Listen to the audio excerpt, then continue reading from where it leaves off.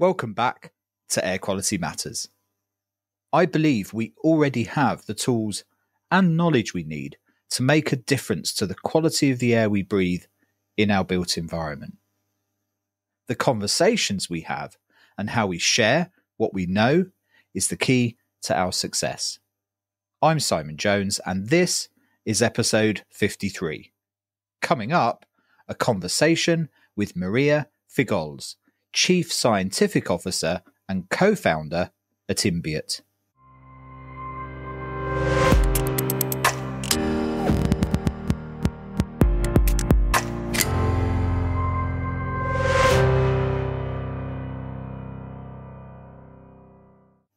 Maria is a technical architect and building engineer with a master's in building biology and a WELL AP. She has more than 18 years experience specialising in the field of healthy, sustainable and efficient buildings. A co-founder of inBiot, a company on a mission to be a reference for indoor air quality monitoring, a multidisciplinary team of people at the cutting edge of low-cost air monitoring. I came across inBiot about a year ago and continue to be impressed with them every time I interact with them. In some ways, they're the new kid on the block, but in my view, they are already right up there with the best of them and have an approach to the sector I really admire. They are, of course, a sponsor of this podcast and believe in the mission we have also. I sat down with Maria to talk about her and inBiot's perspective of the sector, her journey with inBiot, and from a company at the bleeding edge, what next might look like. Thanks for listening as always. Do check out the sponsors in the show notes and at airqualitymatters.net. This is a conversation with Maria Figols. It's a company that's innovating in this space, particularly from a connectivity and innovation on low-cost sensor perspective. I was really interested to get your take on where you think we are right now with low-cost sensors and what the next few years kind of looks like from a company kind of at the bleeding edge of innovation in the space. Yeah, well, it's been quite a ride the past few years. The evolution, say, as we see the evolution of low cost sensor technology, mainly over the last decade, maybe, has been remarkable. I think we've moved from like more bulky single function devices to more compact and mainly multi-parameter systems that it's not only about measuring only CO2 or only PM. It's about having all these different parameters in one single device. So that's been, I think, one first evolution the past few, at least the past few years, about incorporating CO2 and TVOCs and PMs or maybe formaldehyde also in the same device and measuring simultaneously. So that's been the first, the first approach.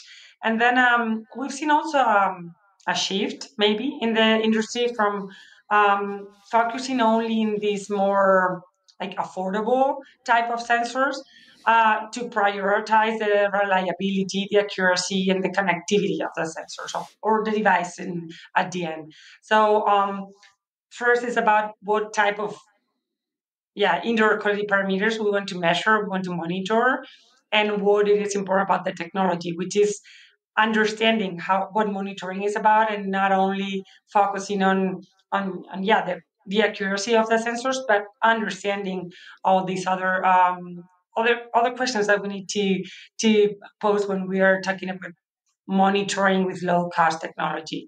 So I think those might be the first the first evolution. So that's why maybe this precision versus practicality of the devices of the solutions, that is something that has been quite important, at least at the past few years when low cost technology started more like a do it yourself technology to test and implement solutions in a very easy way. But from a few years to now, I think, I mean, we are using these devices not for research or really precise measurements, but they're being tested in lab conditions. So we need to understand how to read indoor quality monitors from more maybe academic way, so we understand the differences of the technology. So that's be also something important to have in mind, this precision versus practicality of the devices, according mainly to the accuracy and the performance of how we are going to read a TVOC sensor. It has nothing to do with the lab grade precision results from a lab test, according to measuring and understanding TVOCs, maybe. Yeah, I mean, there's loads to unpack there, but I think Yeah, it's important to kind of remind ourselves sometimes where we've come from in such a short space of time. I mean, maybe I'm getting older. I mean, that maybe that's half the problem, but like it seems very recent history to me that really it was about um, setting out devices for academic purposes only, really, and you were deploying sensors that were you'd have to go back and collect the data from. They weren't even connected, and we were struggling with power to even measure things like CO2 levels in buildings, 5 or 6 years ago. yeah, Um, so the space is moving incredibly quickly. It might not seem like it from the inside sometimes, but it's a fascinating space because it's moved so rapidly from academic endeavor, really. And like you say, um, devices made on people's desks, to try and collect something that they wanted to measure, to commercialized products that are being deployed at scale and having to ask fundamentally different questions from how we might have approached things academically to what value does this data have to an organization? How do we capture that? And I think you hit that nail on the head. It's this kind of balance we're playing the whole time in low cost sensors between reliability and accuracy and being able yeah, to understand if what we're seeing is what is present, to the usability of that data and how you create value from it. And I think that's something that the inBiot have really been focused on, isn't it, over the last few years, is that trying to understand that nuance, that interplay between the value of data and the accuracy of data. yeah. That has been actually the core of our work in the past few years, or I mean, since we started working and developing our solutions. Because yeah, we were working on. I was working this way we were talking before, like just placing sensors in a building and trying getting back after some time and collecting data and downloading from those SD cards and trying to interpret everything, and that would take me just a very long time, just operation time to get those all this data back in my laptop, and then start working to analyze and understand what it was going on.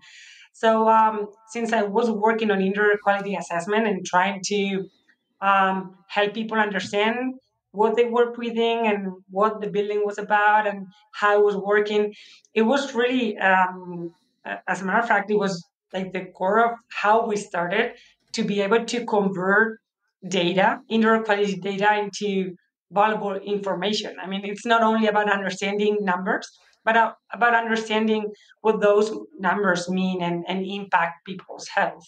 And that was the beginning, and understanding that we had technology, low cost technology that we could implement in a very easy way, and that we could actually work on yeah, and helping converting those data into useful information was the initial step for enBiot. I mean, it was not only about data, but data with a platform. And so we were developing at the same time hardware part of our solution, developing the device and understanding the parameters and the sensors and the way they work, and all these part related with with data reliability. So that was the first. But at the same time, we're working on understanding how to show data. So that's why I mean, we're quite a young company still, and we didn't want to only get this information to indoor quality consultants or or HVAC people or workers, and who already might understand what indoor quality is about. We really had, I mean, we understand this is global. We need everybody to understand, or at least try to understand what indoor quality is about. So we focus a lot on developing hardware and developing the software so we could show the data in a very easy way, so we could understand, so we could play with the data to actually make it easy to to validate and easier to incorporate any improvement measurement that could be needed in a building. So yeah, it was like that's the hard part from our company. Everything is made in house, from hardware to software. Of course, going in between with the firmware of the device.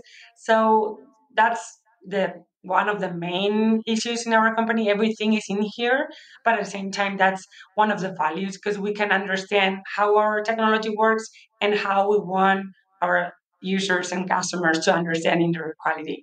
So first, it was about this reliability. I mean, this that was the cornerstone of our work, and yeah, of course, validation, like the technical validation of the sensors was the first step. I mean, when deploying low cost sensors, we need to focus that first approach that you were saying before, understanding the reproducibility also of the sensors and the device to device variation, because we want everything, we want all the device to perform the same way, and that is something we needs to be validated before.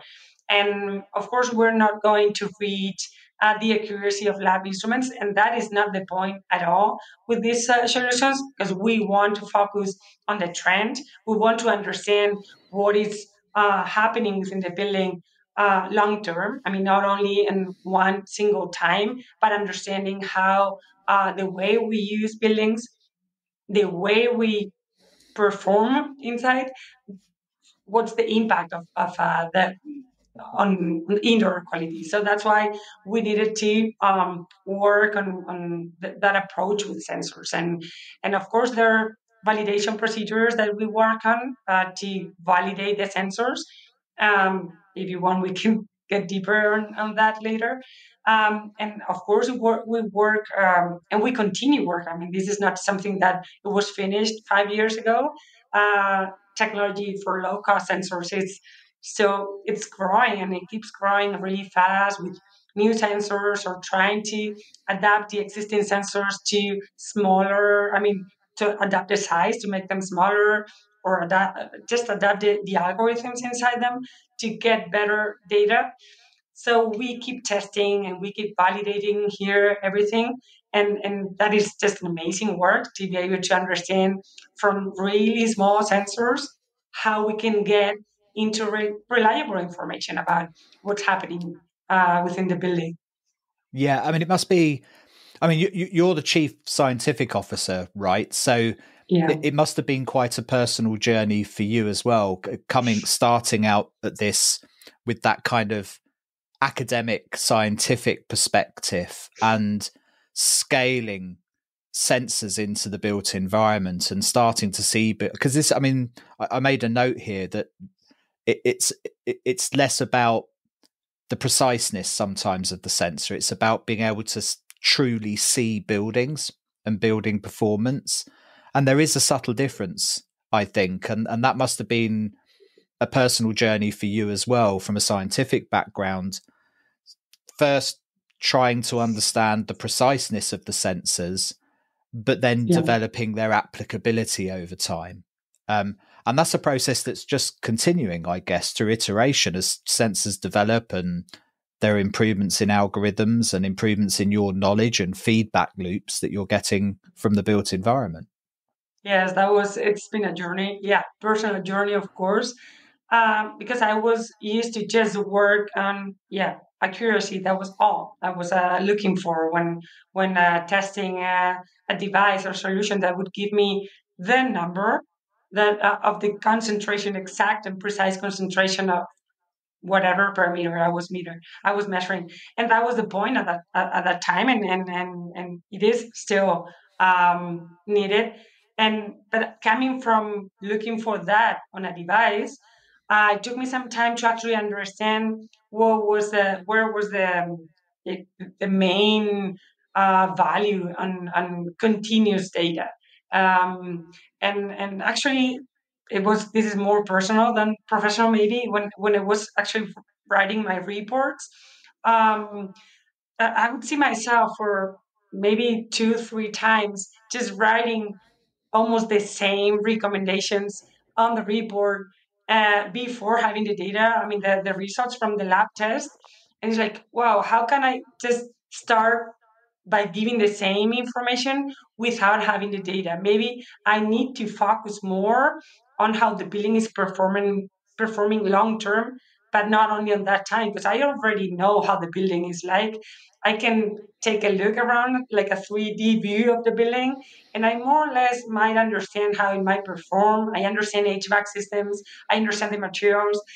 So that was something that I already knew about it. And it's something that during my professional career, I developed this ability of understanding buildings just by taking a, I mean, not just a simple glance, but I guess you understand by looking the type of building, type of ventilation systems, and so I needed something else than just a number.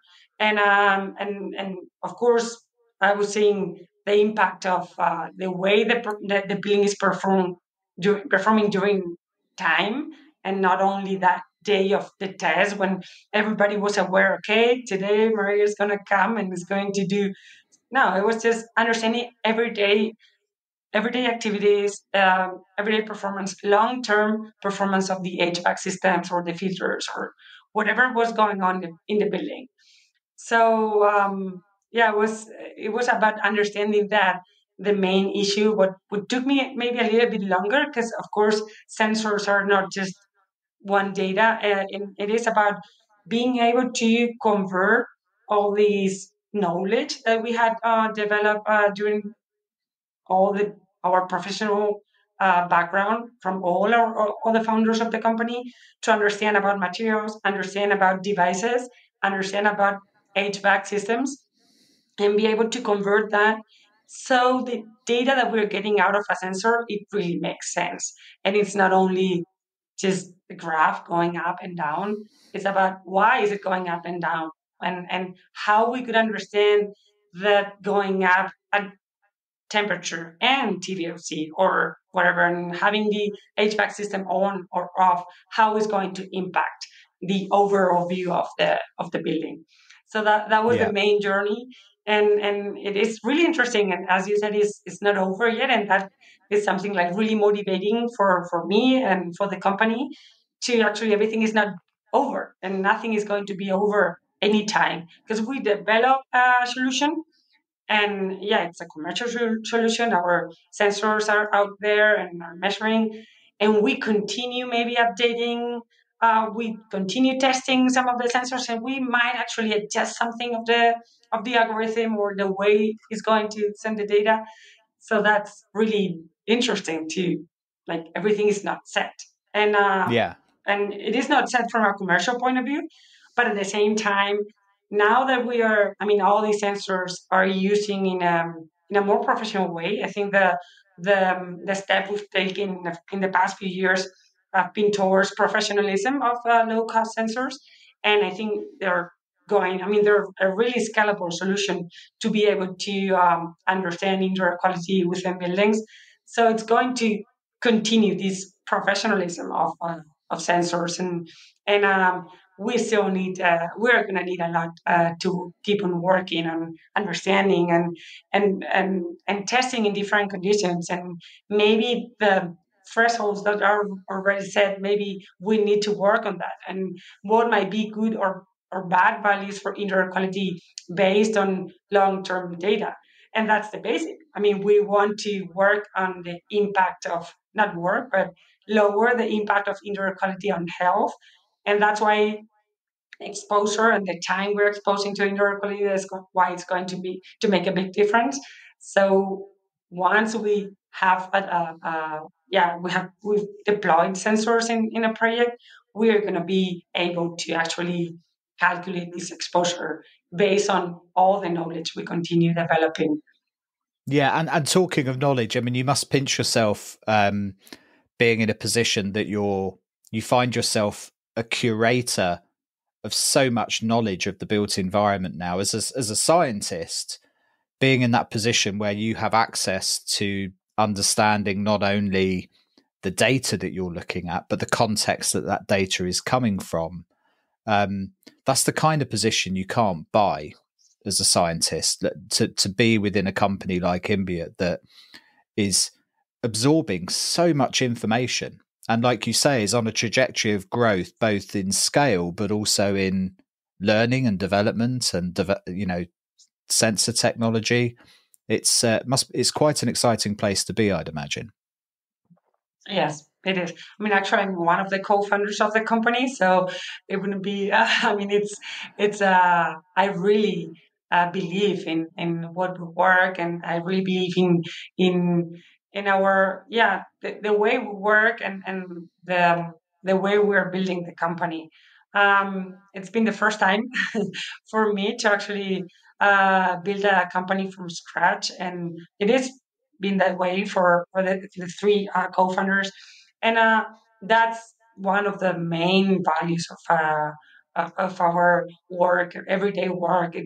It's not about just making a company and trying to make profit out of it, which of course it's always a challenge for a tech company, but it's about integrating of all this work about innovating within sensors, within technology and connecting technology and communication procedures and trying to get all this innovation with our understanding of the way we collaborate or the way the impact a company like us can make.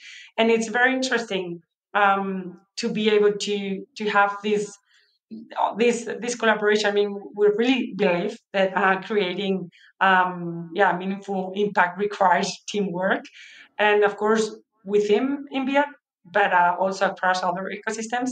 So has driven us to partnership with research institutions, so we or I don't lose track from the more scientific part, but also being able to implement everything with building professionals. So not only about getting to the research level, but applied research. So we can actually understand not what is going on only on papers, but what is going on real life of building professionals and of course building users, which are Yeah. going to give us the feedback of what is really happening around indoor quality and buildings.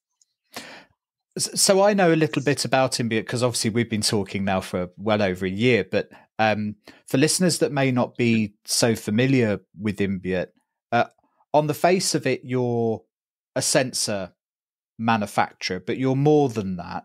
But I think it's important to describe it as best we can for context. So from a hardware perspective, you manufacture a range of sensors to monitor the built environment, typically, and they range from the more traditional end of air quality parameters like CO2 and temperature and humidity to more cutting edge, low cost sensors like formaldehyde. Perhaps explain the kind of, for listeners, the infrastructure as it sits today from a hardware perspective, what inBiot are actually doing.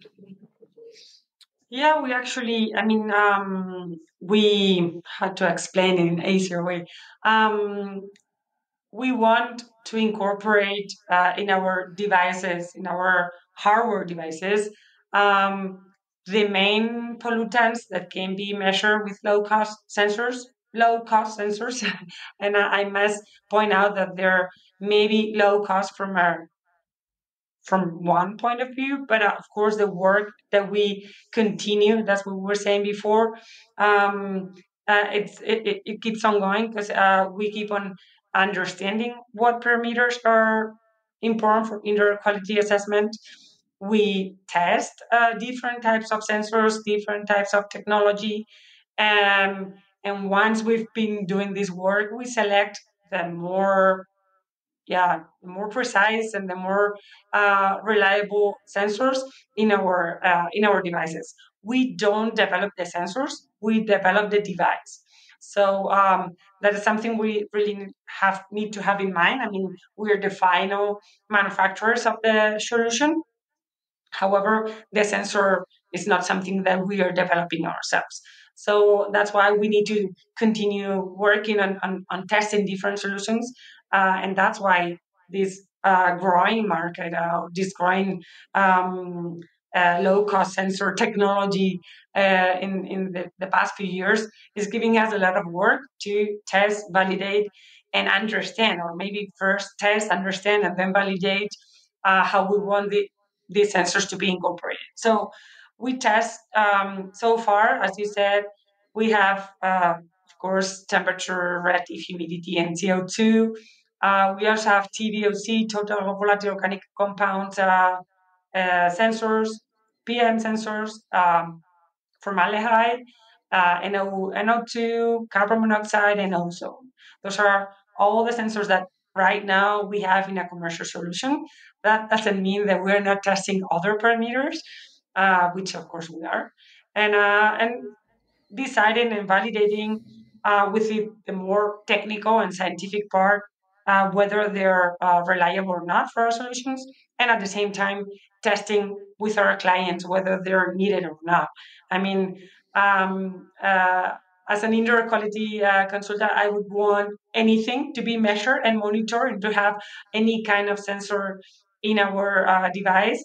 However, we need everything to be, I mean, we need our solution to be yeah, market ready as soon as we can. I mean, we're not doing this this device, this Mica device, which comes from it's in Spanish. Mica comes from monitor. The I comes from indoor, from intelligent monitor, inteligente air quality. So that's where it comes from. So we want this Mica to be used as soon as we can. And we don't want to wait 5 years, like in other technical developments, to be ready. We want it to be ready now. So that's why we're testing other sensors, but maybe we don't incorporate them to the commercial solution so far. So first, sensors need to be developed somewhere, and they're developed. We test them, we incorporate them in the electronic device, in the electronic design of the device. The electronics, everything is made here is designed in inBiot. So we design all the electronic board to be able to incorporate the different sensors, to check there's no cross sensitivity between sensors based on the electronic design. And we test everything is measuring okay and as it is supposed to be, just by itself, just by having one single parameter, or maybe having all of them, the 12 of them. So that needs to be tested because all of this is electronics, and we need to understand like the background noise of the electronics. So we are able to develop the different algorithms of the performance of the sensor itself. And that's what it is, like gather in the firmware of the device. That's also, we also develop the firmware, so that we don't see that. That's in the inside of the solution, and we implement the sensors, factory calibrated with our sensor provider. We implement the sensors, tested by us and validated by us. Firmware is developed by inBiot, and everything is inside the device itself. As you can see, maybe the design of it's one of the main issues here in inBiot. We don't want to just develop technological solutions.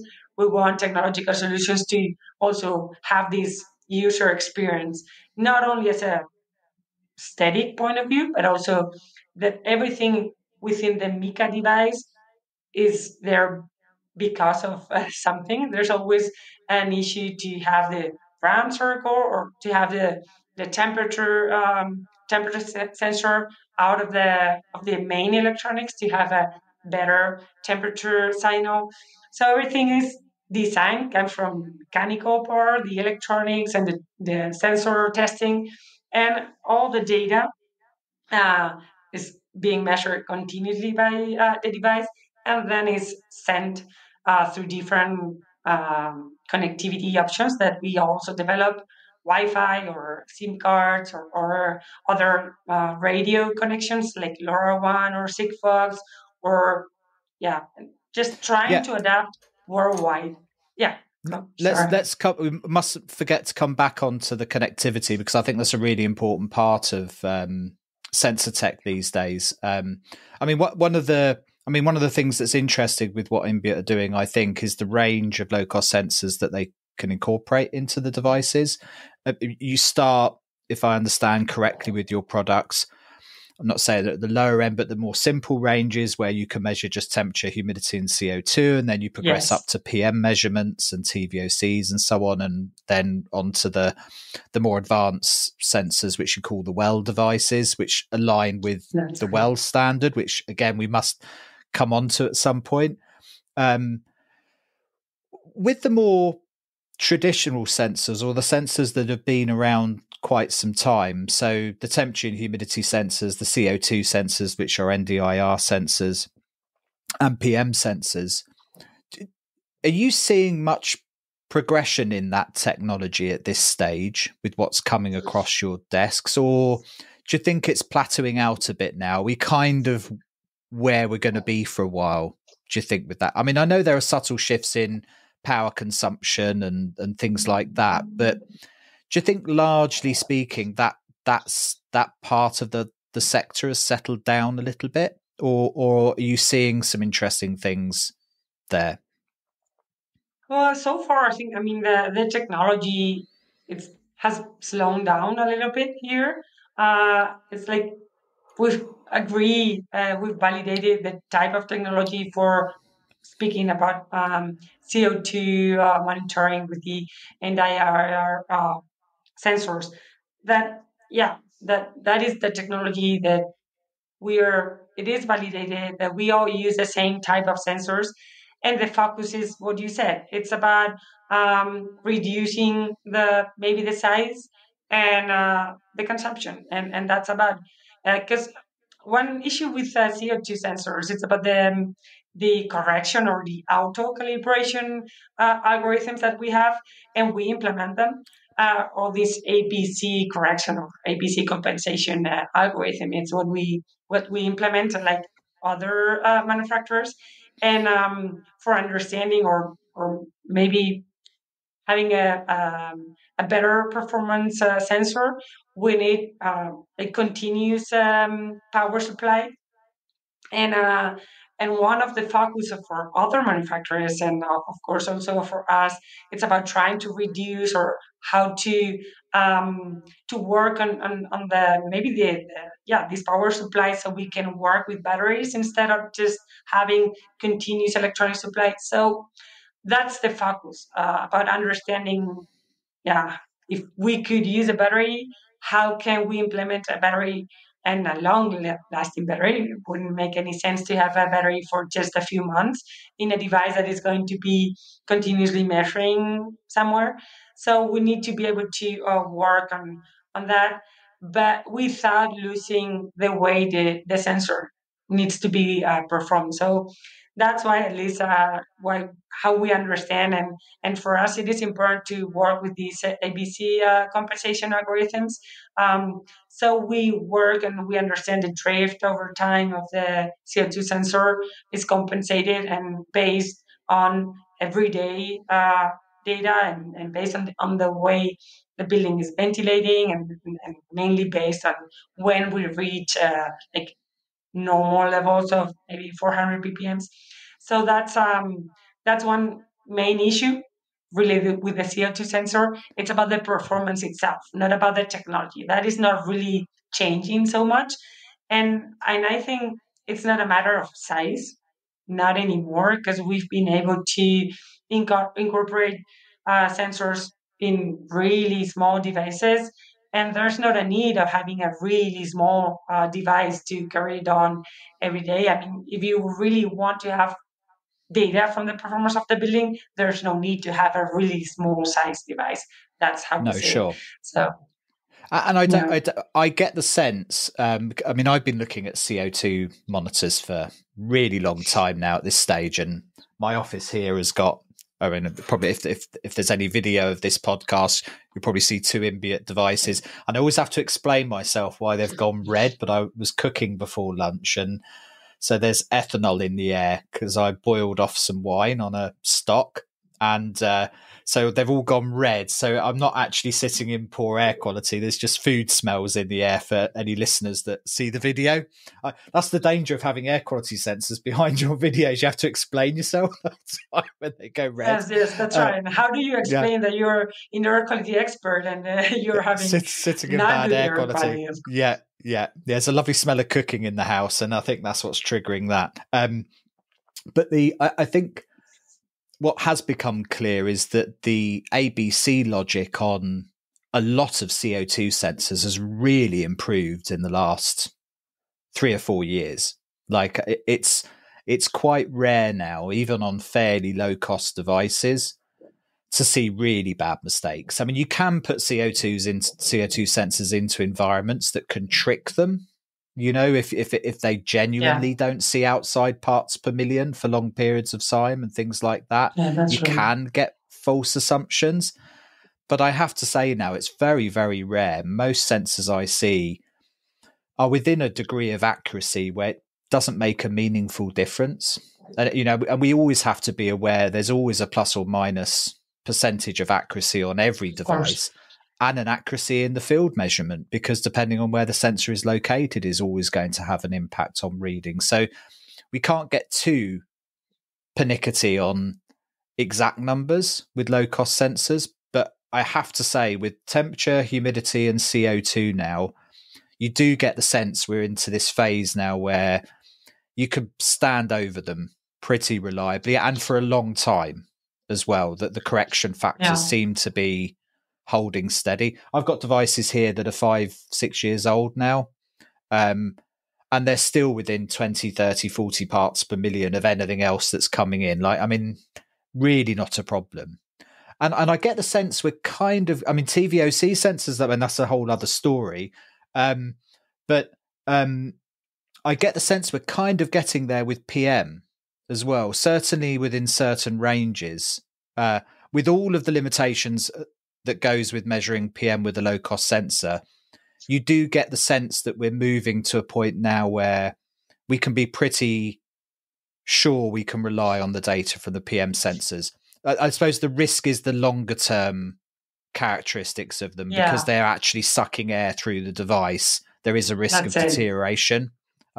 Would you agree with that? That we're kind of at that point where, within a Yeah, we reasonable are time getting. frame, yeah, Yes, I mean it's not as mature as like technology, like like you said, the CO2 and temperature and relative humidity, mainly based on the way the sensor is performing because of the ventilation it brings to be able uh, to get the air through the sensor to get the PMs. It's an optical laser sensor. I mean, most of them work the same way, and we are getting there. I mean, I wouldn't say they're the same stage as CO2 sensors, mainly because we I mean we're it's not the same health risk talking about CO2 than about PM.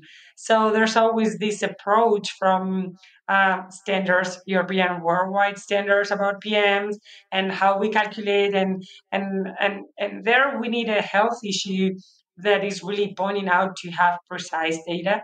So we're we're almost getting there, but not still at the same time because depending on the sensor manufacturers, we might have only PM10 or PM2.5, and we know all the standards are always with the data we have or the thresholds we may have for indoor quality exposure are related to PM2.5 and PM10, and mainly based on outdoor quality air quality data. So we need to understand a little bit further with lower, I mean, with PM1, for example. So some sensor providers are going to give you the PM1 data, others only PM2.5, PM10. So we need to harmonize a little bit better the information from different sensor providers and working on the accuracy.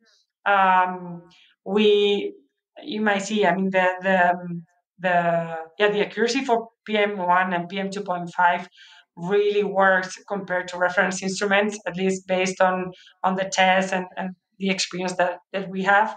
We're also working on those tests within our R&D projects. So it's not only about us testing our solutions, but about third parties testing in lab facilities. And there's really a reliable, it's really reliable data for PM1 and PM2.5.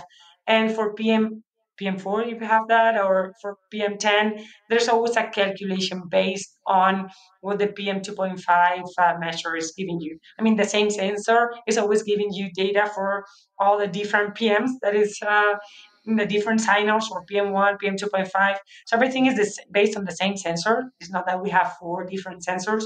So that's where I think we need to work deeper, the manufacturers and also the way we calculate these PM and all the algorithms behind calculated PM10 based on PM2.5, because of the impact of well, that's one issue, and the other one is the comparison with just counting particles, which most reference instruments are using. But the guidelines and standards are always giving you the information on micrograms per cubic meter. So all the sensors are always, I mean, I don't know if all of them, but most of them are measuring on count particles. I mean, and then they incorporate an internal algorithm that is converting the information into micrograms per cubic meter. And the way you implement the algorithm is going to assume some kind of size particle with a weight factor they're using, and it's not the same. Different the origin of the PM is going to give a different way of calculating the micrograms per cubic meter. So that is where I think the focus should be for having such a mature technology compared to CO2. And the device to device variation is just great. I mean, it's really really interesting to see how all different sensors working together are really performing very accurate way, but still need to work on this comparison with reference instruments, even though, again, it's not the point getting this absolute value in a very accurate way.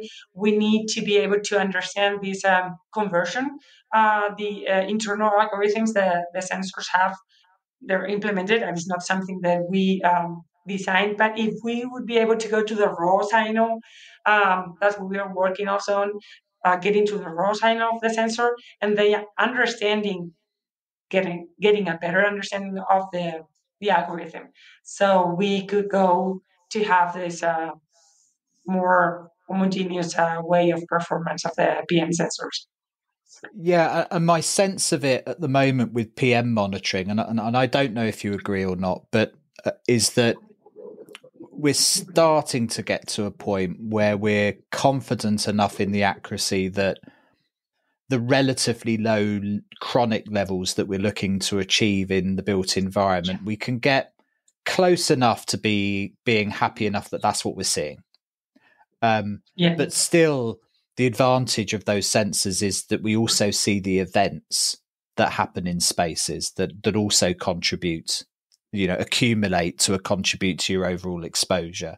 And I think that's what a lot of these low cost sensors, and we'll come on to the other ones in a minute, they're a little bit further behind, but even if we can't quite rely on the accuracy of the very low kind of chronic levels that we're looking to achieve, the kind of WHO type levels, the fact that we can see a space and we can see the events and map that out for people and provide useful information, that's where the value often sits within that data, isn't it? Not so much whether it's 5 micrograms or 7 micrograms, that might be a 20-25% difference. That's not the point. It's the fact that every Monday morning at 9 o'clock, there's a 120 microgram spike occurring.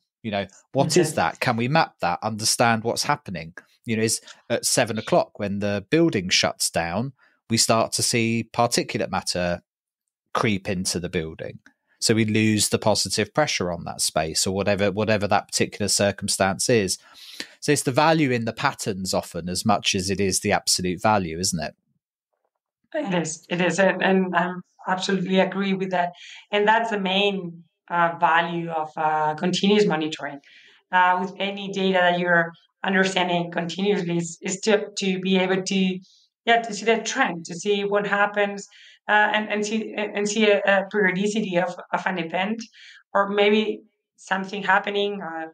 Fires outdoor, that we can really detect those by monitoring indoor particles. So yeah, that's the main value of the all sensors, about the trends and tendencies within the building, and mainly with particles, that we really have like guidelines or standards. Not, I mean, it's not that it's an harmonious guideline for worldwide, but we do have some numbers to be able to look at, and just by understanding the way we perform, plus or minus 5 micrograms per cubic meter is really going to give you an idea, not of the accurate exposure, because it's not for exposure studies, but to understand, you're going to have long-term data of a plus or minus micrograms per cubic meter. It really is going to give you really valuable information to be able to understand the impact, the exposure, and the building performance itself. Like you were saying, the way the HVAC system is working right after everything is turned off at the end of the day, and then what is happening with the increased tendency of particles, maybe, or yeah, being able to detect and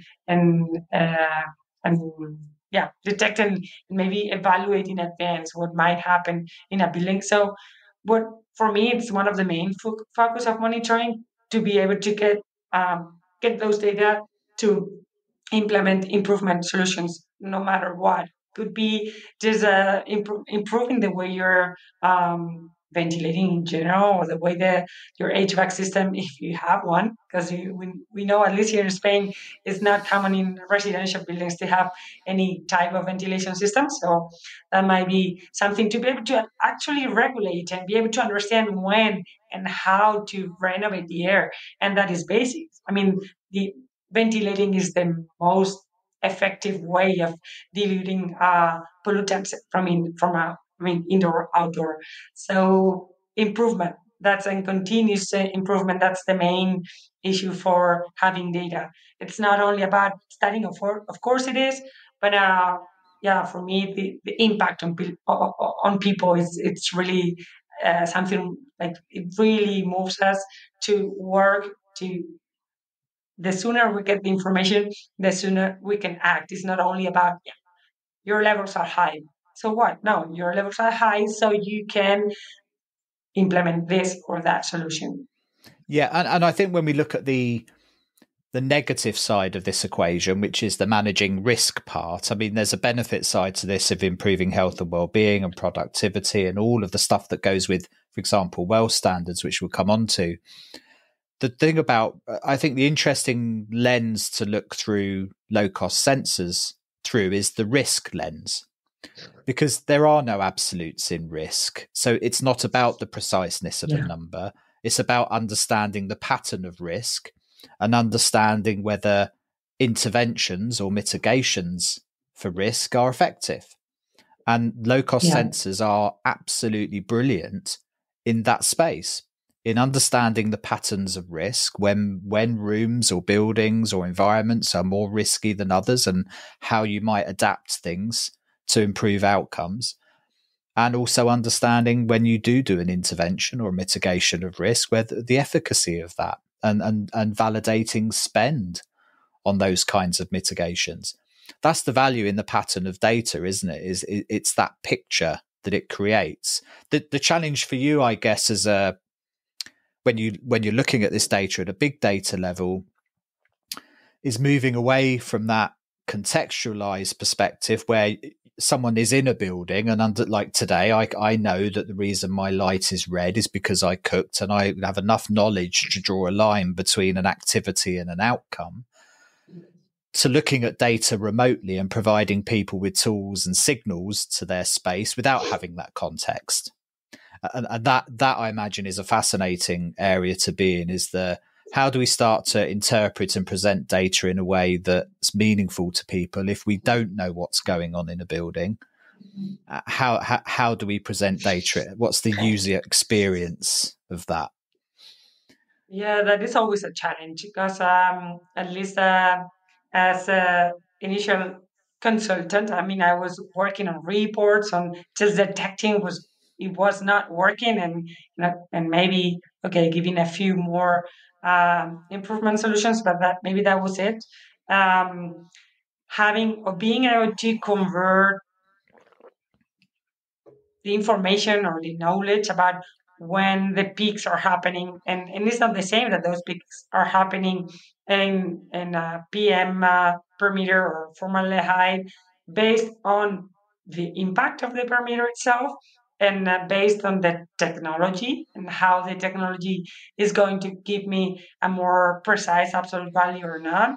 And it's not going to be also be the same way whether I'm in a school, an office building, or in residential, in my home, or I don't know, my grandpa's home. That is going to change. And of course, it is a challenge because we cannot have like real time feedback from users, which might be just insane to have that information.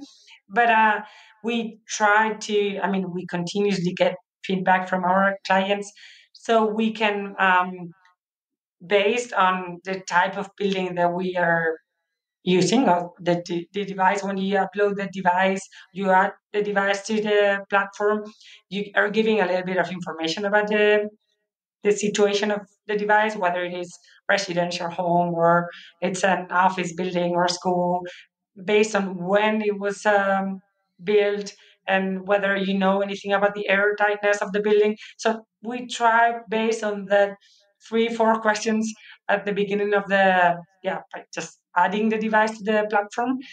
We try to adapt the information that we're giving to them when they're up, I mean, above recommended levels, or we try to adapt the information to that, but it's still should be static. I mean, it's not changing every time. I mean, I know the information of the feedback that we are giving through the platform is going to be different, whether it is maybe a school or it might be a home.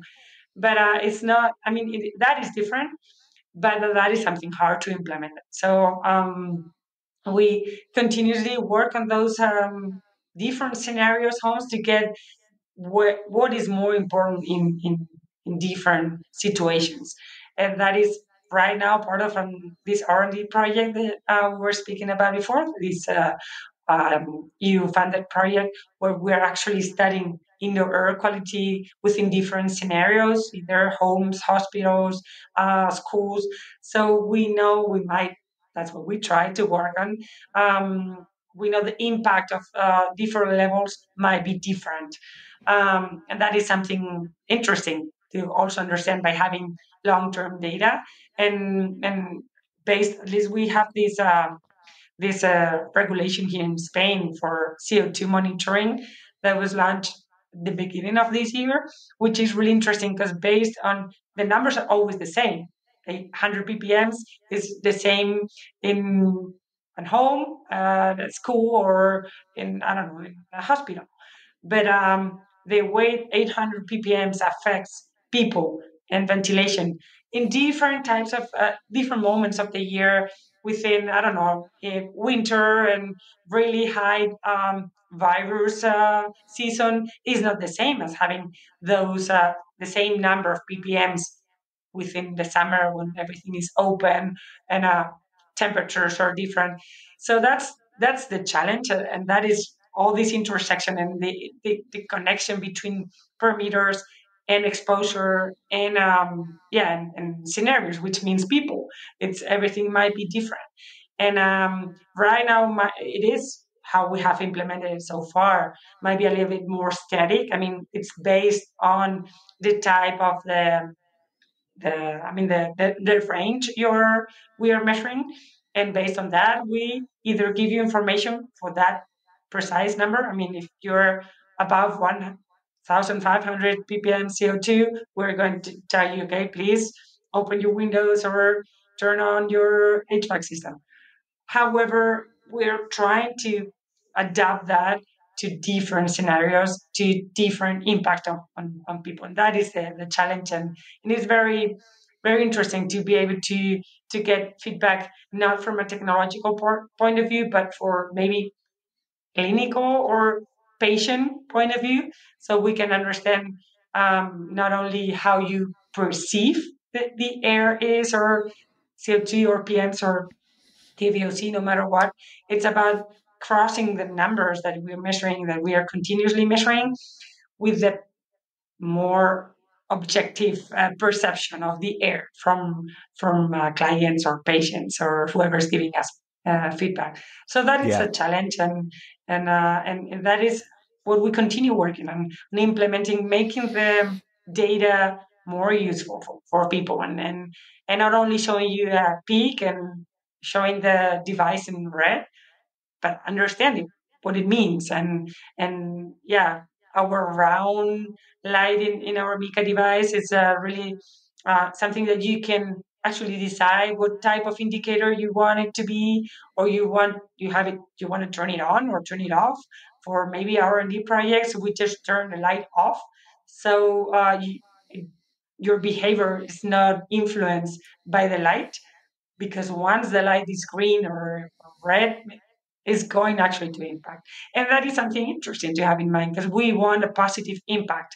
And that is the main issue and the main challenge always is communicate information about indoor air quality, and most of the time not good air quality, in a positive way, so we can impact people in a positive way. Because you keep telling everyone you're bad, you're breathing bad air, and yeah, we're not breathing bad air because we want to. It's sometimes something that we don't know how to change. And so that is something that it is important for all of us, trying to communicate in a positive way, getting to the point and understanding deeper what it means, but always trying to, something is not working, okay, it's not working, communicate is not working, something is above recommended levels, and should be a solution, and this is what you could Yeah. do, and not only just pointing out you're bad. So Yeah, it's absolutely. Just going to grab your attention for a minute. I wanted to quickly tell you about Lindab, a partner of this podcast. For over 60 years, Lindab has been dedicated to improving the climate of buildings. I have known them and some of the great people who work there for as long as I have been in this industry. Lindab offers a broad range of products, from individual components to complete indoor climate solutions. Their systems not only promote better indoor environments, but also deliver economic benefits. If you're working on a new building project, Lindab's high air tightness products and demand-controlled ventilation systems are designed to meet the stringent energy efficiency requirements of today and align with environmental certifications. If you're renovating, Lindab's smart units can upgrade existing systems, reducing energy consumption by up to 70% with minimal impact on the building structure. Lindab's products meet the certification standards for BREEAM, LEED, DGNB, and many more, ensuring optimal environmental performance. And if you're looking to simplify your design process, their range of ventilation software and tools make product selection, calculation, and performance evaluations quite straightforward. Creating healthy spaces is at the core of Lindab's mission, which is why at Air Quality Matters, we are so pleased to have them as a partner with this podcast. Do check them out in the podcast notes at airqualitymatters.net and, of course, at lindab.ie. Back to the podcast. Yeah, and I think it's that's always the challenge. I think in how you present data is people have got to have the agency to be able to do something about it. Otherwise, it doesn't have a lot of value. And I think that's something, as you point out rightly, that we have to be positive in how we communicate it. Um, Before we go off the hardware piece, because I do just want to round that off. We didn't get to touch on the kind of the bleeding technical edge of what you're doing, which is where we're now starting to measure very specific pollutants like formaldehyde and nitrogen dioxide and ozone and so on. I mean, how exciting is that to be at a low cost sensor perspective to start to go, actually, I want to know what that's doing. And actually, that'd be really interesting to understand that parameter.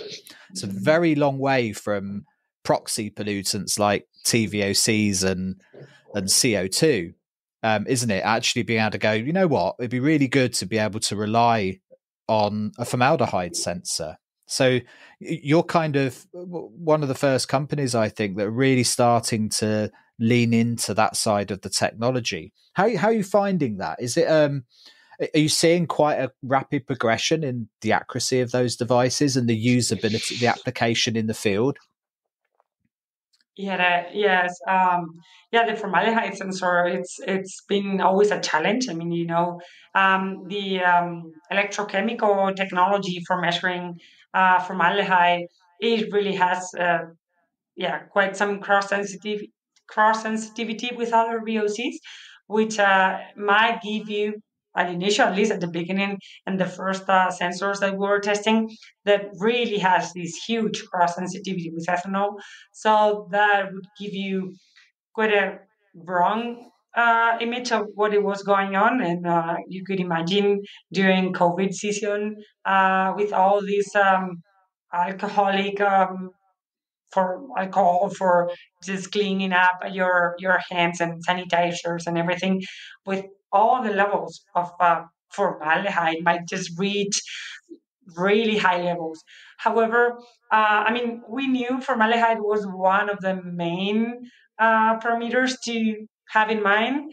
Um, However, the technology maybe was not ready by that time, and we continue with this research, and we've been working with this specific sensor, and I think, I mean, they've done a really great job on working on the electronical filters within the sensor to be able to reduce this cross sensitivity.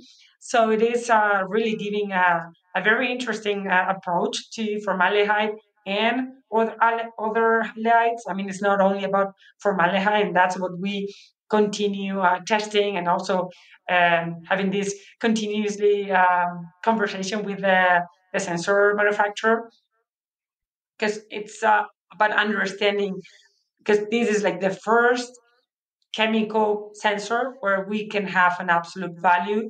Because we understand the TVOC sensor is really interesting and really sensitive technology for understanding trends or events related with VOCs, but it's not giving really an absolute value that we can trust for any kind of studies where you are really looking for an absolute value. And that is happening. We know that that's the way the VOC, the low cost VOC technology with MOX sensors. However, with the formaldehyde, we really are getting an approach with an absolute value.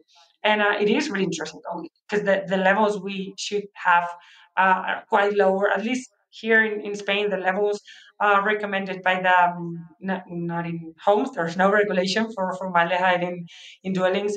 However, for office buildings are quite higher than what the uh, WHO is recommending. So I believe that really need to put a level where no formaldehyde should be measured indoors. So by with this sensor, we're actually getting to that point, and we're actually getting this information where at least the feedback we've had so far from hospitals or lab facilities where they have what they use for as a conservative tool. I mean, they need to have it for the way they're using the building, and have specific regulations for controlling formaldehyde, and is really being a very interesting tool in the project so far. So Yeah. actually, formaldehyde was the first sensor that we tested after CO2, of course, temperature, relative humidity, and CO2. The first one was before TVOC was formaldehyde. It was that initial electrochemical formaldehyde sensor with really high peaks. Still, if you know a little bit about how formaldehyde about the off gassing of formaldehyde, it's not working that way. I mean, there's no Yeah. way you could measure formaldehyde such a high peak coming out from furniture, coming from any building material. It's not working that way, but still, I mean, we were showing those high peaks. So that's why we took a step back and work deeper on understanding this sensor. And I'm quite happy with the performance so far. And still, I mean, we're still testing it with other reference, not reference tools, but with lab instruments, which is a challenge. Try to validate continuous monitoring with lab results, because there you have one time or 20 minutes measurement to get one single absolute value of 49 micrograms per cubic meter of formaldehyde. And that day, it was like, yeah, well, I was measuring continuously. But it is a very interesting approach to actually be able to understand how formaldehyde is performing indoors, even though, at least in Spain, um, wood manufacturers are really taking notice of the challenge they have by using other other glues for the manufacture Yeah. of It would any be type of composite. it'd be interesting. I mean, I guess there's two swathes of interest for formaldehyde. One is the occupational use of formaldehyde and using low cost sensors to understand patterns in an occupational setting where you will have, I don't know if you'll get spikes per se, but you'll get peaks and troughs based on the use of the product. Like you say, it's not like TVOCs where you see crazy spikes. Yeah, But equally, there's the other tranche, which is going to be the general built environment and the general off gassing of formaldehyde from building products and furniture and so on. Um, and I guess the hope over time is that at some point formaldehyde sensors become superfluous because we've reduced the background levels I of hope. formaldehyde in the built environment so much it's a pointless measurement. I mean, let's hope. And it's a source control problem ultimately, and then Yes, understanding background ventilation to control whatever's there. But it's interesting that I have got the sense from the marketplace that there is an increasing confidence in the formaldehyde sensor to start to be able to lean on that picture of the background rate that you're seeing and yeah. the reduction of the cross sensitivity. How about I mean, excuse my ignorance, but are the NO2 sensors and the ozone sensors, are they all electrochemical sensors as well, effectively? Yes, So are yeah. they on a similar journey to formaldehyde, improving cross sensitivity and readability and so on? How are you finding the use of those sensors? Yes, I mean the electronical performance is the same based on this electronical sensor technology.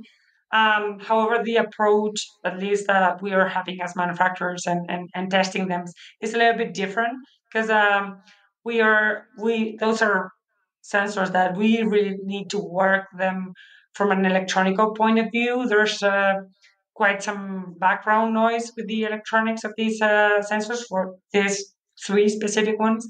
So that's where we've been focusing on being able to understand the background levels, not based on real levels of NO2 or carbon monoxide. So that has been the main challenge there. Has been to understand the signal of the sensor, not so much related to cross sensitivity. No, it's not that is not the main issue here with these two ones, but the background levels based on just the performance, the electronics of these sensors. So even though they're the same technology, maybe since there are different sensor manufacturers, the performance are a little different. And that's why the main issue so far has been to be able to, of course, detect peaks and detect properly the tendencies, but being able to differentiate the background noise from electronic noise, from the real measurement of like background measurement of NO2. So Yeah. that has been the main challenge here for this development. And as you may know, I mean, we've implemented these three sensors based on the specifications that the well center are requirements for these three parameters monitoring.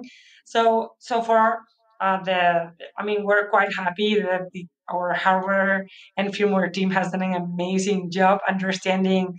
It's like everyday research on electronics, and that is some I mean, it's really interesting, of course, as we were speaking before, as manufacturers, to be able to get so deep. There's no like a background book or background uh, reference where to yeah, of course, sensors work this way and they perform when you get no, it's just about jumping into research, and it's been an amazing journey for the whole team.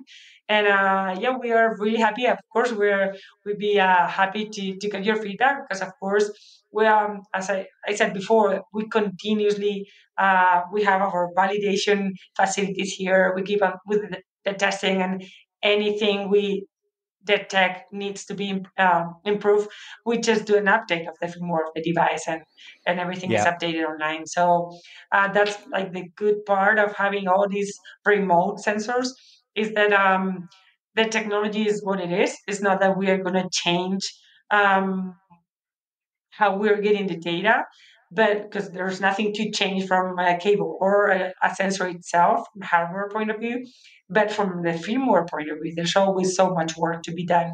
And that Yeah. is a really main focus here with these three electrochemical sensors.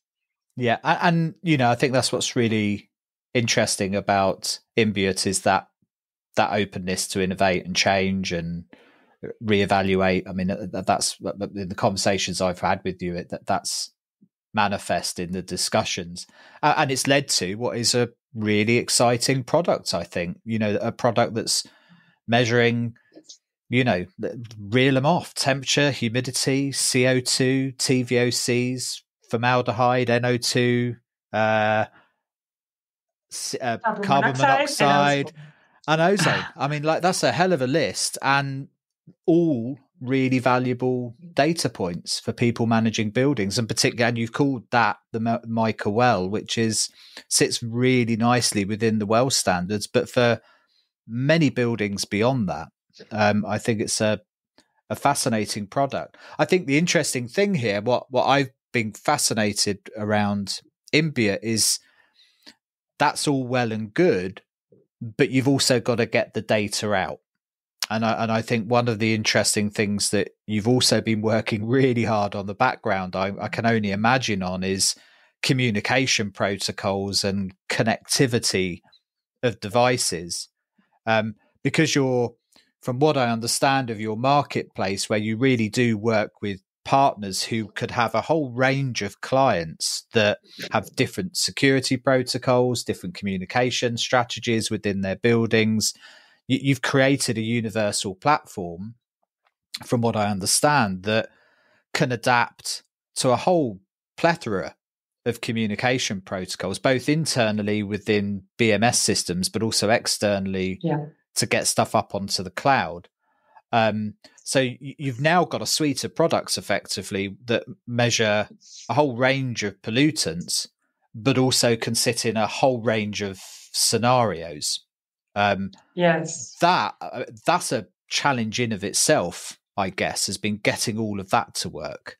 Because again, to reel them off, I think I'll have to remember from the website, but you can connect through the Wi-Fi protocols, you can connect through NB-IoT, which is the kind of the Yeah. GSM type networks. You can connect through the radio band frequency, LoRaWAN and That's it. Sigfox, and all the BMS protocols. That means there's not many corners of the built environment you can't fit in with all of those communication protocols, is there really? I think we're covering it. We're covering maybe all of them, Yeah. and that's one of the main values also in India, that we develop those communication protocols here. So when we have the device itself, where you can select the different parameters that you want to monitor, but for the same device with different sensors, you have all the connectivity and all the communication options available. So that means that you can have a very simple device only measuring temperature, humidity, and CO2, but incorporating those data within the BMS system. So we develop everything for everything. I mean, all the parameters are being able to be able to be sent through different types of connectivity issues, like you said, Wi-Fi, which is always has been the initial and the simplest way to send data. However, in public buildings or more professional buildings where security systems might be a challenge to communicate through Wi-Fi, even though, I mean, it's always, again, a matter of communication. So we're always in touch with the IT teams from the companies, and it's quite easy and quite simple. I mean, once um, we are the developer, we have the Mac, the MIC from a device, and that's what IT system might need to incorporate that specific device in their system. So it's quite easy, and we've developed and we've improved the of course the security, all the protocols for security reasons, and being able to guarantee the data for the clients. But for example, we had this project in a hospital, and they implemented a new type of security system for the Wi-Fi, and that was on us. We just developed that way of communicating for the devices to be able to send data through that Wi-Fi, and that is something that we can develop and we can implement quite soon, and quite fast. And that's the good part of being a young company, means that we are in the last part of the development phases, and we can get back to, okay, let's change this protocol, this communication. So that is a really, that is something really that we can work on. And so we have in one hand the way the connectivity, the different connectivity options to send data to either our platform, or maybe to our server, or either to a third party server or platform, because of course we develop our my inBiot platform, and we would want everybody to use it because we continue developing features for our platform. But we understand we might have clients that have their own monitoring platform. So it's just quite easy for us to send the data. So everything is, I mean, our platform is developed, and you can send data through this GSM connectivity, or these, or radio options or Wi-Fi to our platform. Or if you just want to have it in your platform, we also have those communication protocols developed. And then at the same time, we focus on not only giving the information about indoor quality, which we what we could do through our our own platform, but also about being able to act based on the data of the devices. That's when we send the data through the different communication protocols, not only connectivity but communication protocols, wire or wireless. We have both types, so you can send the data different types of forms to different BMS systems, or specific systems where you can actually control. And that's where we also develop. Sometimes the BMS integrator would know a lot about indoor quality, and just getting the data from the devices was just enough. But others, they would just have no idea what they were trying to implement, and they would ask us many times, okay, what would be the right level for the CO2 sensor, or when should I turn on the ventilation system? So that's why we developed all these indicators that we have in our platform. So, and it's a 1 to 100, so you can easily send or convert those indicators into information for a BMS system, for ventilation system, or any other type of control system to be implemented in a building. So that's trying to cover everything, and that's why you said it before. And that's what our partners might look for. That's the way that's company based. We're not selling to final clients. We are offering this solution to any mainly internationally to partners that may want to have different options of connectivity based on the country or based on the technology they're implementing. So that's the challenge, Yeah, and trying I think to have everything in house. yeah, and I think that having been in that world for a while, I think that's smart because often your customers, which would be the partners, are presented where they don't have that choice. Some organizations will already have existing LoRaWAN networks they're using, whereas their next customer may have a security protocol that means it's a challenge and they want separate GSM connectivity outside of the internal infrastructure, or whatever it is. Like, there's always something in that world when you're selling into the built environment. So having a platform that's, I mean, if I understand correctly, you've kind of built this universal platform that you can adapt both the sensor technology but also the communication technology without having to change the core infrastructure of the device. So that's why, on the face of it, seems like there's 100 options, and I think there probably must be at this stage. But when you multiply Yeah, them all out, it's quite doable from a production perspective because you have this kind of universal platform behind it, which I think is interesting. And it yeah, shows, I and think, based. Sorry, go it ahead. shows with inBiot that it's. I get the sense that you see the sensor as a vehicle to what you really do, rather than just being a sensor or an air quality monitor. I think we need to develop a language of, or I need to get better at, when I'm talking about sensors, meaning the sensors, and air quality monitors, meaning the devices, because Yeah, I say sensors and I mean monitor. But I get the sense that inBiot sees the monitor as a vehicle for what it really does, and that is the collection of data, the communicating of that data, and the converting of that data into useful tools in ways that facilitates the broadest possible spectrum of customers and scenarios. Is that a fairly good summarization of yeah, like the yeah, DNA? and Yeah. I'm glad you got that idea because that is the main point.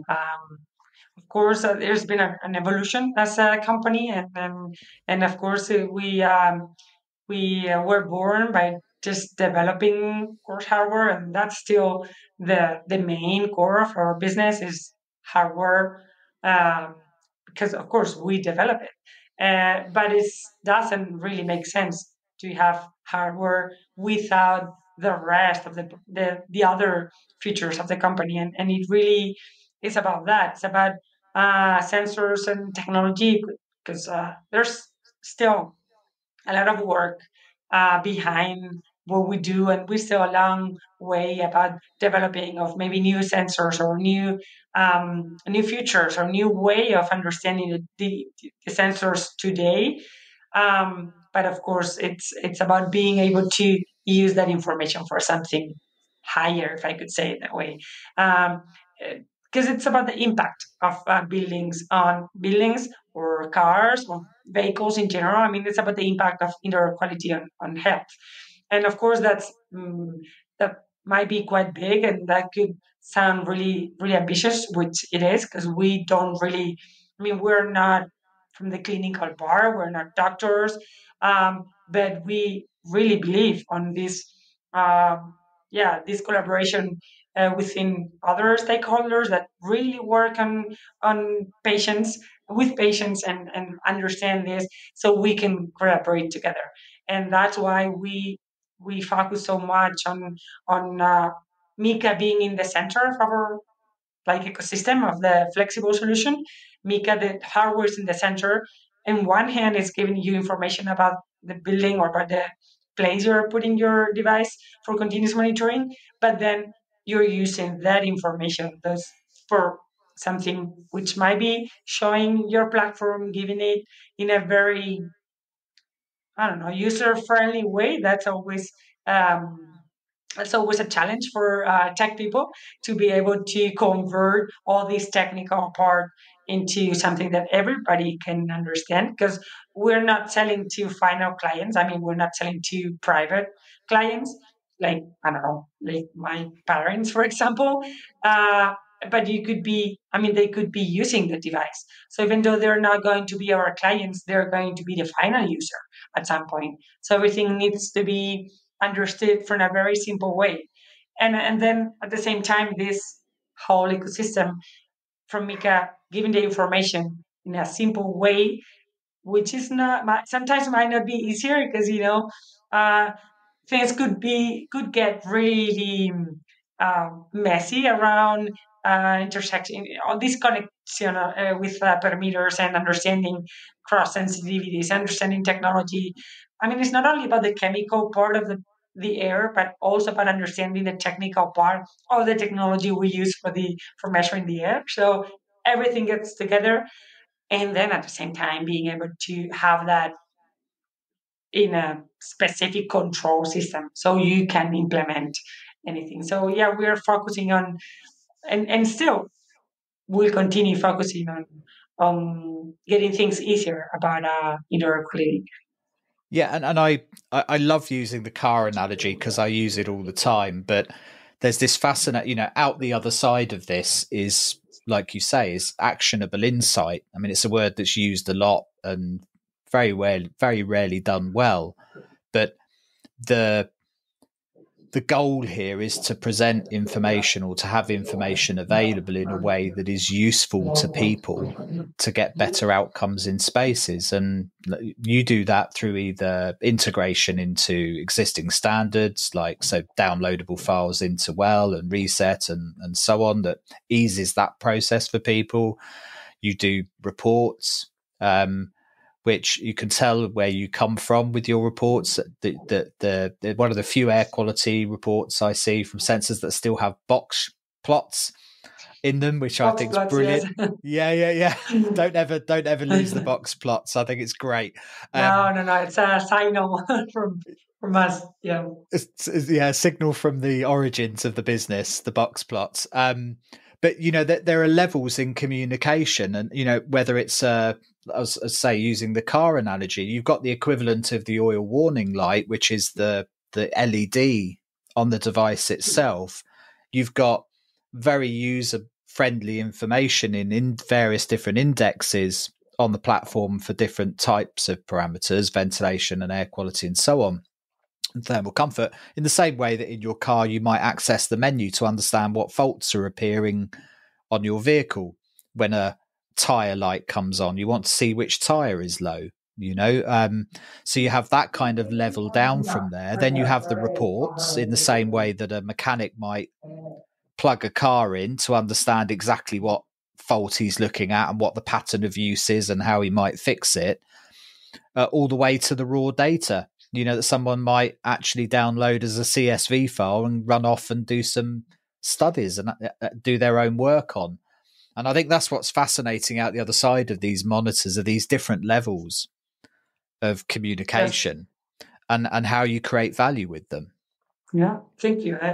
I'm glad you've seen this value, because that was the point. I mean, you never know when one specific client might understand or might want to have their own graphs and work on based on this Excel file, and okay, I want my way of showing data, which is, I mean, if you're used to work that way, you want to use the data for huge data management, that just works fine, and but at the same time, there are other maybe smaller companies or maybe smaller consultants that just don't really enjoy that time of uh, I don't know, like drawing data, converting all this data into very nice graphs, and just showing it and making it ourselves is going to make your work easier and faster. So you can focus on what it is important to you, which is understanding indoor quality and giving some advice or working on the way to implement these improvement solutions. So that's why, yeah, we continue with this part with relate with the design, the user friendly experience of the solution. Actually, working right now on a very specific report on user friendliness of the monitors. We still have, of course, a long way to go, and might need something. I mean, we might need to implement other futures, or we'll see. But that is important for us. It's not. It's, I don't know, if you could say human centered technology. That would sound great to me. But if you could be the team here, you'll see that's the reason. I mean, the the design team that we have is just working amazing, understanding everything. I mean, when you're working on the design of a monitor, you really have to understand something about the electronics. And I mean, our design team is not an electronic team, it's based on design. So it's understanding about where to put the different sensors and what the temperature sensor should be placed in a very specific point of the electronic board. But at the same time, is understanding about the impact of the, of course, of the casing. That might be more design, but it's not just that way because it looks nice, but because it is going to help us protect the sensors, but let the air come in to be able to get enough inlet to measure or monitor continuously indoor air coming through the monitor. But then at the same time, being able to understand, and that is all about the design of the product, being able um, to design on just on a paper. Okay, what would be necessary for someone to understand indoor quality? Might need a pop-up here that tells you, hey, this air quality is not fine, or you might just need a link to somewhere where you could explain deeper what this technology is about. So we have a long way to go. Of course, there's always a lot of for improvement, and continue developing features in this sense.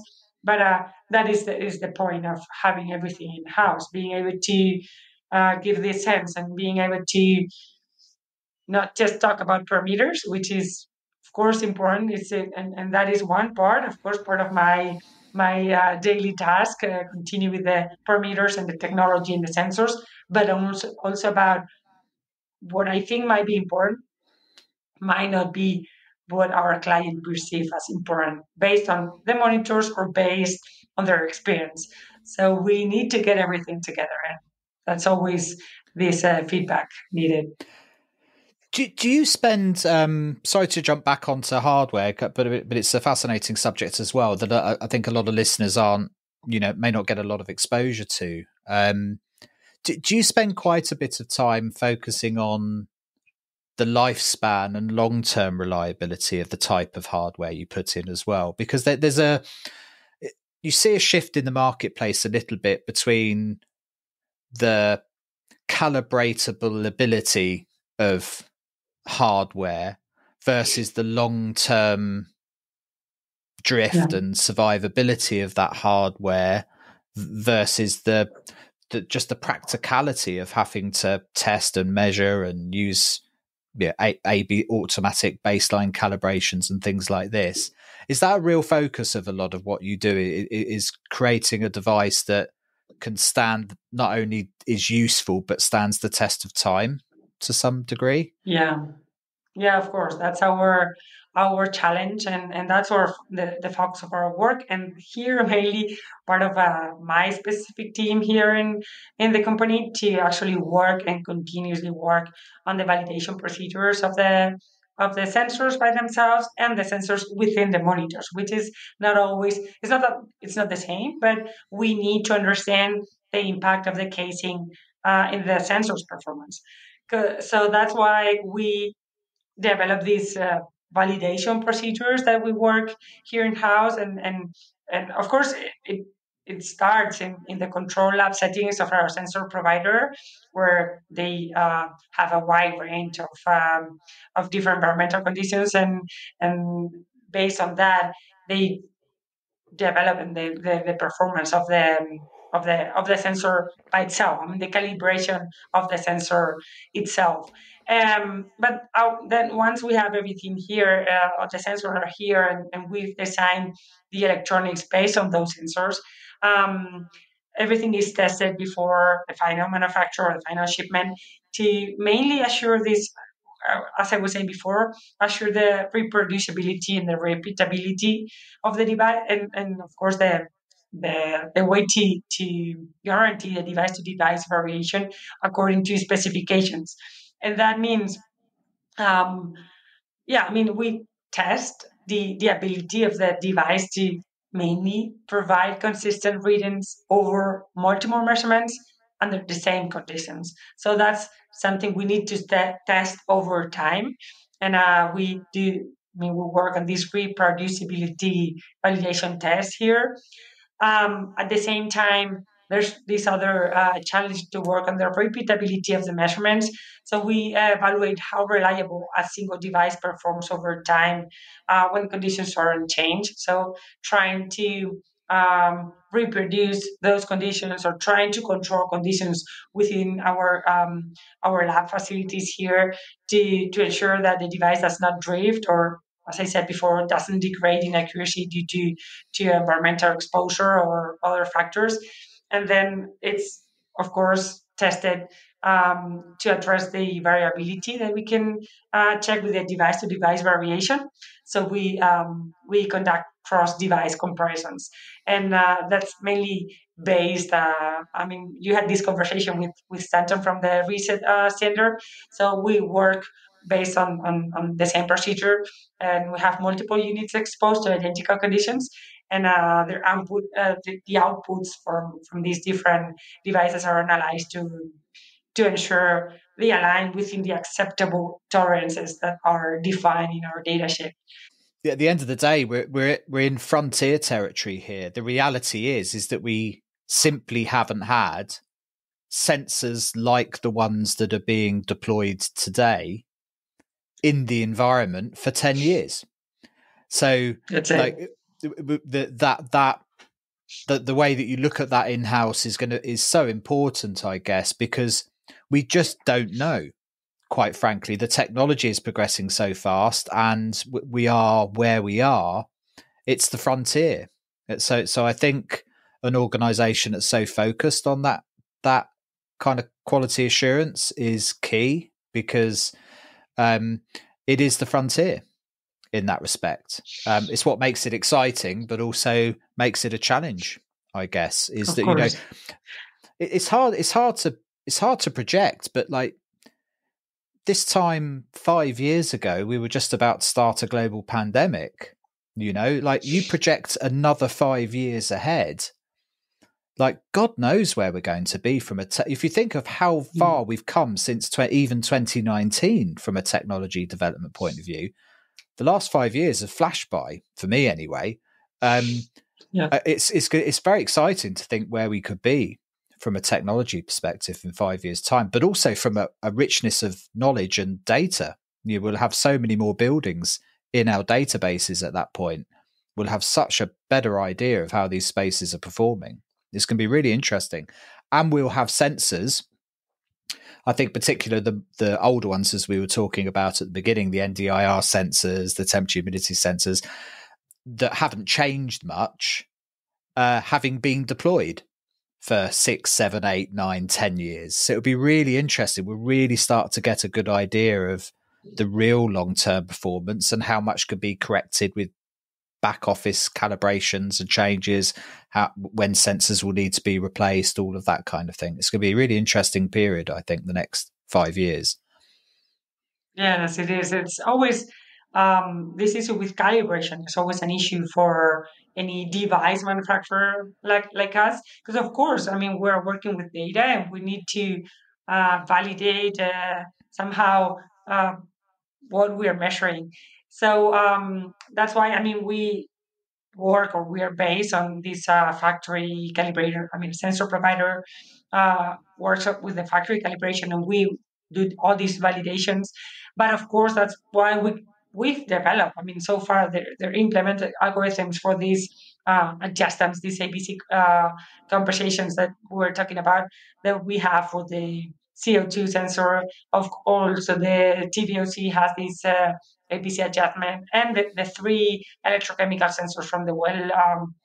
The Mika well also have some kind of an ABC correction, and that is going to help us, work with the dynamic correction or compensations that we right now think that need to be done to assure the lifespan of the sensor. However, as you said, we haven't been working for 10 years with these sensors. We're not even 10 years old as a company. So, of course, we're aware that these might change or drift, if we could use this for this term, for also the way the sensors are going to perform. But that's part of the understanding of the technology. I mean, right now, and based on the information we have right now and the tests we've done, we have this lifespan that it's 10 years lifespan for all of our sensors, except for the formaldehyde, which is 6 years. So that is a long time, and even though that might look like a no need of maintenance at all, that's even though should be that way. I mean, that's why our sensor providers are telling us. But of course, we continue focusing on these compensations algorithms that is going to, help us understand this drift, and help us understand the different how the readings are going to adapt over time and during the lifespan. So checking and reviewing devices is part of our work. I mean, of course, to our clients, we assure the performance, and of course, we guarantee the performance within lifespan. But once we are over our official warranty time, which for this type of devices is 3 years, I'm not sure if that is worldwide or only Europe. We continue studying, we continue working, and that is sometimes not the good part. That everybody who might see inBiot there is like it's us there. It's not somebody else developing. So that's we are reachable. You can get to us, and that's why we also get involved in R&D projects to be able to continue getting deeper into the understanding of sensors for today and for a few years from now, to be able to understand what we are saying today, which we're confident might be able to need to be changed because we might need to implement something new. We might need, and that's technology. I mean, technology is not Oh yeah, something definitive at all, no. and that's the challenge, of course, but that also the interesting part of technology. Oh, for sure. Yeah, isn't that the truth? This definitely not a static environment. How did you find yourself in this world, Maria? Like, where did you come from to fight? Because you're now chief scientific officer for. Yes, I'll say that again. You're now chief scientific officer for inBiot. Um, yes, that's right. that's a really interesting position to be in. What's been your kind of career It is. journey to this point? Yeah, well, my journey into aeroquality in general and technology systems it starts with a background in technical architecture, which is more or less like a building engineering here in Spain. So it actually, well, I've always been passionate about this relationship between buildings and human health. I mean, early in my career, back in my 20s, there was those times where there was so much work for building engineers here in Spain, and there were so many buildings going on, and I was not really so much passionate or so much. I wasn't really focused on the technological part of a building. I mean, not about the technology, but about concrete and all these huge buildings. But I mean, might sound a little awkward, but I really started on this journey uh, by giving this approach to understand Earth as a building material. Might have nothing to do with monitoring systems, but while starting with Earth as a building material, which was something that really related me to this human part of the building, of more cultural part of understanding how traditional buildings were built worldwide with this simple material. And one of the main things I learned about the earth and working with earth, because I actually did work as a technical architect or building engineer in earth buildings, was about understanding the ability of earth as an ambient regulator, and about incorporating earth in indoor plasters was just amazing to be able to regulate humidity. So that was my first approach to ambient air, was about the earth, which was really something not technological at all, but it was the way to actually understand the importance of understanding indoor quality, ambient air in general. So I started working from this environmental point of view with buildings and the impact of building materials within health and within the environment in general, and that approach of understanding impact of both environment and people's health led me to get deeper into this more consultancy part, and I started working by this 3D view of I just had the ability to get inside a building and being able to get a really precise idea of what it was going on. And there are so many not well built buildings around, so I just needed to work a lot getting. It was just like a retrofit way to get our first step for retrofitting buildings, and always with this approach of health and environmental impact. And then I needed inBiot. Actually, I needed a tool like what we have developed for my job at that time. I was doing really different consultancies, and I was just going to different types of projects. And one of the things that would just it wasn't easy for me by that time to be able to convince people to analyze deeper the different factors of a building that may impact health. Of course, one of them was health, I mean, air. So I would just need the lab. I would need really expensive reference instruments, which work amazing and are really great to work with, but it would just take me a long time to be able to work on indoor quality assessment. Um, so just testing with the other co-founders these initial prototypes that we were working, I thought, oh wow, this is interesting. Maybe monitoring might be another way, another approach for this indoor environmental assessment. And that's how I joined the company. And I mean, I'm one of the three co-founders, but yeah, it's always about this impact of environmental and health, and related to people, related to buildings, which is my background, my career, but always trying to understand and trying to make everything more human. And at the beginning, I mean, I'm quite of a tech person, not as much as maybe other people, other of my team mates here in India.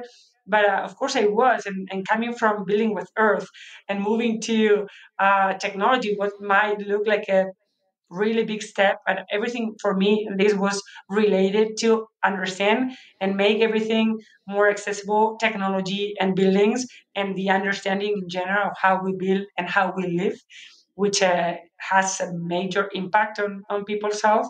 And it's not easy, you might know that, to tell someone that the way you're living might not be the best one for you. And that is not easy to communicate. It's not easy to get in someone's house and private space and let them know that, hey, you're not doing a good cleaning protocol, or maybe the building materials that you just use are not good for you. And a better way to communicate is always through, or at least I found that communicating everything through data or through information based on data, it was easier, and I could still understand the building by my own side, but without getting so into the private life of people, which sometimes might be a little tricky for people to understand. Yeah, and ultimately this is, we build buildings for people, and it's a trope, but it's true. You can't manage what you don't measure. And we're now entering this frontier of being able to measure our built environment in ways that we couldn't even conceive 10 years ago. And that must be incredibly exciting. If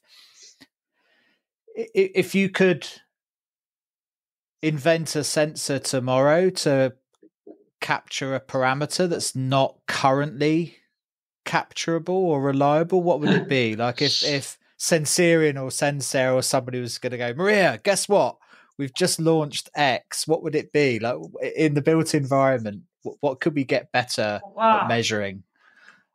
Well, probably my answer today might not be what I would want in the future, but there are.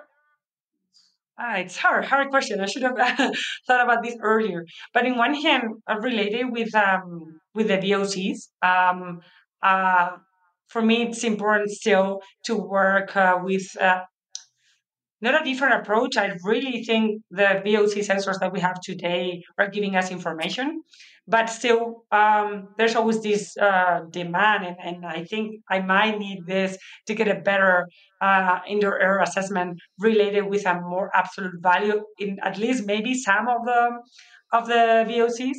So that's why I was thinking about the BTEX. The four, those main four VOCs, that might be the benzene, toluene, ethylbenzene, and xylene, might be an interesting approach that maybe should be interesting to have a specific sensor. You know how VOCs are and how they perform. It's Yeah. really hard to have VOC sensors for, I mean, a sensor for every single one. But maybe those four might be interesting. But I know maybe in the future the approach might be different. I think and I hope and I'm sure that the way we build is going to continuously change and improve in a way that the off-gassing, I hope, is not going to be an issue at some point.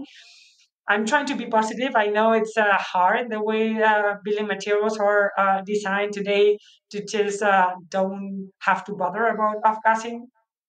I hope in the future we tend to work with more natural materials and try to work on this industrialization of building materials so we don't need so many chemicals. Yeah. I I, hope, I, but unfortunately, I think it's going in the other direction. I think our built environment is more complex year on year. yeah, The additive products that we bring into the yeah, space yeah, to manage our space effectively, we've got increasing smart materials and phase changing materials, and all bring benefits, but all are using chemicals and products that we don't have any experience of yet. I think you're right. I think it's a really interesting idea. The breaking down of these proxy measurements, even if not into directly speciated outcomes, that's even right. into bands, to be able to understand spectrums of VOCs that we might be seeing in a more refined way. For me, I think, PM might be another really good example of that we're not That's what I was only gonna say. Yeah, measuring PM more precisely, that we start to perhaps even speciate that in some clever way. Understand the difference between salts, air salts by the sea versus heavy metals versus of course. organic material. Yeah. Again, you might not need to be very precise, but it might give you a context or an understanding of some of these broad spectrum pollutants. I think Yeah, would be because the impact fascinating. of health of those compounds is really it's something to really have in mind and to take it seriously.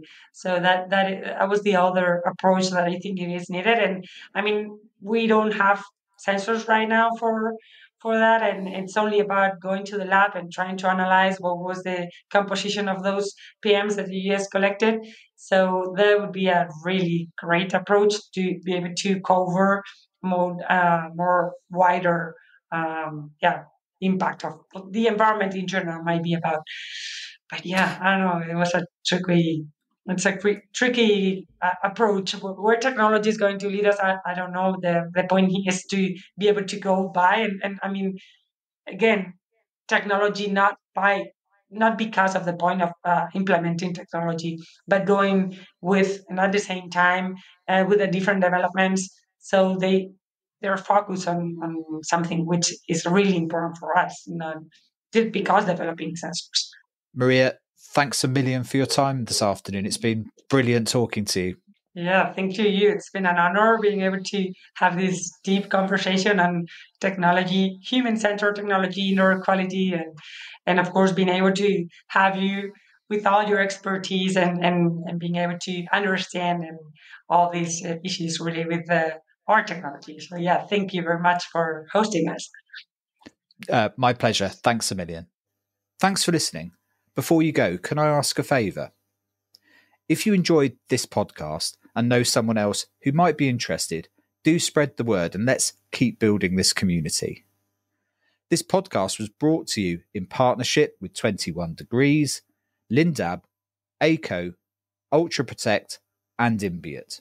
All great companies who share the vision of the podcast and aren't here by accident.